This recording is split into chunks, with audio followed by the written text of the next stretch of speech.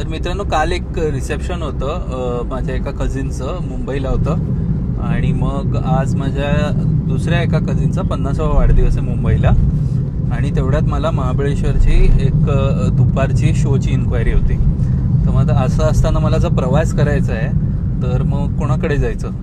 पण मग आता अनेक वर्षाचे आमचे मित्र आणि स्नेही म्हणतात तसे महादेव म्हणून आहेत, हे शुभ टूर्स अँड ट्रॅव्हल्सवाले.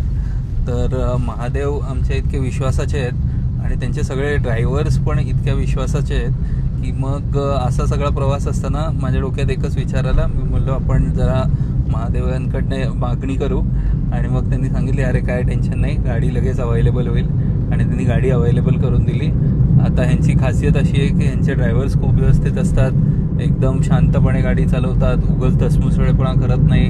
आणि यांच्या कॅब्स पण इतक्या क्लीन असतात की काही टेन्शनही घ्यायची गरज नाही आहे. माणूस म्हणून तर महादेव खूप चांगले आहेतच, पण आय थिंक त्यांची टूर्स अँड ट्रॅव्हल्स पण इतकी व्यवस्थित आणि प्रोफेशनली ते चालवतात की डोळे बंद करून मला वाटतं मुंबईतून जर कॅब घ्यायची असेल तर शुभ टूर्स अँड ट्रॅव्हल्सकडे नक्की जायचं.